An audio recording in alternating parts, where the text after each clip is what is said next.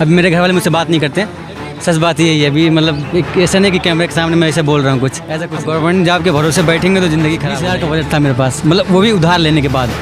Gorakhpur today देख रहे हैं आप। जैसा कि हमेशा से स्लोगन रहा है हमारे चैनल का, द वॉइस ऑफ यूथ, तो आज हमारे साथ एक ऐसे ही युवा हैं जो कि इस बेरोज़गारी से तंग आकर के ग्रेजुएट करने के बाद खुद की दुकान डाल लिए हैं। क्या कारण था? क्या भारत की जो शिक्षा व्यवस्था है वो उतनी अच्छी नहीं है कि एक व्यक्ति को ग्रेजुएशन करने के बाद रोज़गार दे सके? इसके बारे में जानकारी हम इन्हीं से लेंगे, क्योंकि अभी नया स्टार्टअप है और हो सकता है ये भी MBA चाय वाले की तरह दूसरा उदाहरण बिजनेस के तौर पे बन जाए। आपका नाम अहमद है, कैसे आइडिया आया कि ये शुरू करना है आपको? सर ग्रेजुएशन करने के बाद तो हमने प्रिपरेशन स्टार्ट करी SSC की, बट जो कंडीशन हमारी थी वो अच्छी, मतलब घर की अच्छी थी नहीं, तो और पैसे भी नहीं थे कि कुछ स्टार्टअप अच्छा किया जाए। तो सोचा कि कुछ कम में ही हो जाए, तो फिर हमने सोचा कि मतलब ग्रेजुएशन यही करने के बाद यही चाय चुस्की का नाम से स्टार्ट किया जाए। अच्छा, ग्रेजुएशन आपने अपना कब कंप्लीट किया था? 2018 में। तो 2018 में आपने ग्रेजुएशन आपकी कंप्लीट हो गई थी तब तक? उसके बाद तैयारी वगैरह कब तक आपने किया? 18 के बाद से स्टार्टिंग तो मैंने 17 से कर दिया और इलाहाबाद 2 साल तक मैंने तैयारी की। उसके बाद फिर चला गया दिल्ली, वहाँ पर प्रिपरेशन SSC की करी। फिर लॉकडाउन की वजह से मैं घर पे आया, फिर उसके बाद घर की कंडीशन तो बहुत बुरी हो गई उसके बाद से।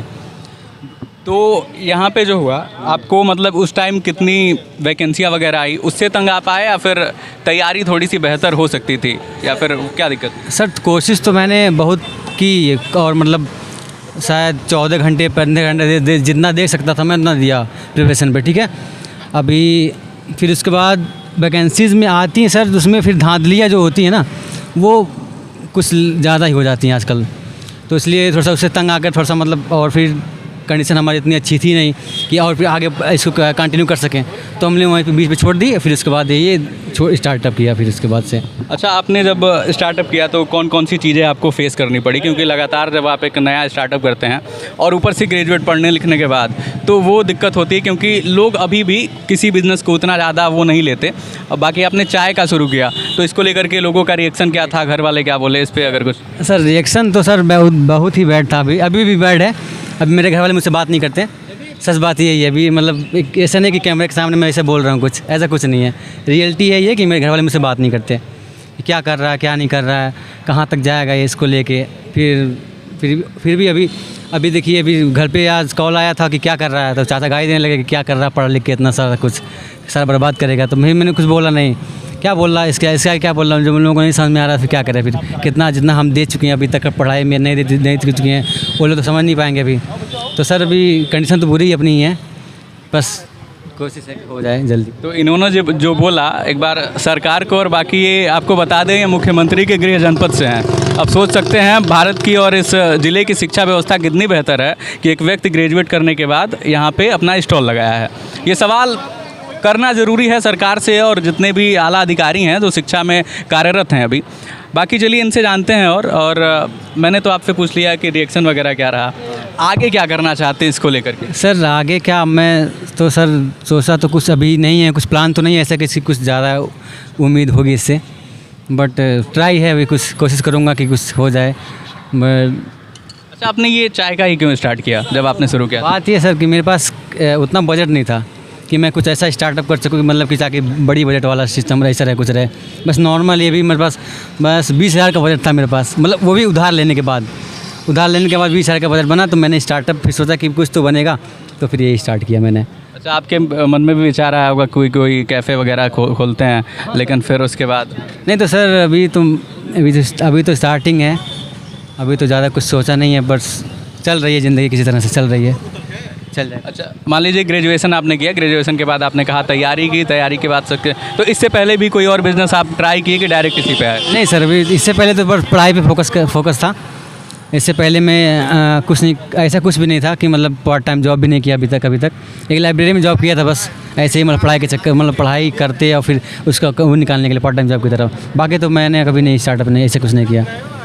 अच्छा, कुछ लोग अभी इस वीडियो को देखेंगे तो नीचे कमेंट में ज़रूर लिखेंगे कि ग्रेजुएट चाय वाला वो एक स्टोरियो टाइप बन गया कि सारे लोग स्टार्ट कर रहे हैं, क्योंकि चाय से सारे लोग, वो MBA चाय वाला एक उदाहरण बन गया। उसके बाद लगातार लोग स्टार्ट हो रहे हैं उससे इंस्पायर होके, या फिर कुछ लोग कहेंगे ये सोशल स्टंट है, तो इसको लेकर के क्या जवाब देना चाहेंगे?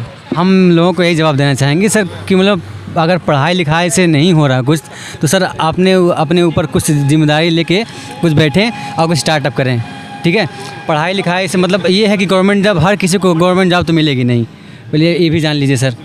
और अब गवर्नमेंट जॉब के भरोसे बैठेंगे तो ज़िंदगी ख़राब हो जाएगी, पहली बात ये है। सिस्टम आज का ऐसे चल रहा है, मैं मतलब सबको मतलब ऐसे किसी को पर्टिकुलर कुछ नहीं कह रहा हूँ, फिर भी सर कुछ तो है सर, धांधलियाँ चल रही हैं। कुछ वैकेंसीज़ में हर जो वैकेंसीज आ रही है उसमें कुछ बच्चे पकड़े जा रहे हैं, क्या करें उसमें, अच्छे बच्चे मतलब हो जा रहे हैं, अच्छे ख़राब हो जा रहे हैं। अच्छा, कम शब्दों में एक सवाल का जवाब चाहेंगे, सरकार से नाराज़गी है या फिर अपने काम से खुश हैं? सर इस बात पे तो गौरव में बैठे हैं अभी हम, तो सर इस बात पे सर अभी हम कुछ कहना नहीं चाह रहे हैं ज़्यादा। नहीं, फिर भी क्या लगता है, नाराज़गी है कि नहीं? सर जो वैकेंसीज़ में अगर जो धांधलियाँ हो रही है उस पर अगर सरकार काबू पा ले तो सर मेरे लिए तो सर तो ये बात अच्छी है। एक युवा के लिए ये सबसे बड़ी बात होती है कि वो अगर एग्ज़ाम दे तो क्लियर और क्लीन हो, ठीक है ना सर। बाकी तो सर सरकार के ऊपर अब सब है जिम्मेदारी। बाकी सर ये वैकेंसीज़ अगर क्लियर और क्लीन हो जाए, अगर अच्छी तो हर युवा यही चाहेगा कि मतलब ठीक ठाक चल रही है, चलो ठीक है। अच्छा, जैसा कि इन्होंने अपना नाम अहमद बताया, तो उससे ये है कि मुस्लिम है। अब कुछ लोग ये कहते हैं कि आप लोगों को आरक्षण ज़्यादा दिया जाता है फिर भी आगे नहीं जाते, तो ये इन लोगों के मुंह पे तमाचा है, क्योंकि एक व्यक्ति ये भी है जो अपना स्टार्टअप कर रहा है। क्यों कर रहा है? क्योंकि ये सरकार की वैकेंसी से त्रस्त आ गया है। बाकी आप गोरखपुर टुडे देख रहे थे, मैं प्रियांशु आपके साथ था, और इस वीडियो को पहुँचाए जहाँ तक ये व्यक्ति कहना चाहते हैं। और बाकी आपको अग्रिम भविष्य के लिए बहुत बहुत शुभकामनाएं, मेहनत करते रहिए। और देखिए, एक उदाहरण ये है, ये अकेले काम नहीं कर रहे हैं, इन्होंने एक और को रोज़गार भी दिया है, ये भी बात है। तो आप समझ सकते हैं, जो बेरोज़गारी का नाम ले रहे हैं, तो एक जीता जागता उदाहरण यहाँ पे है।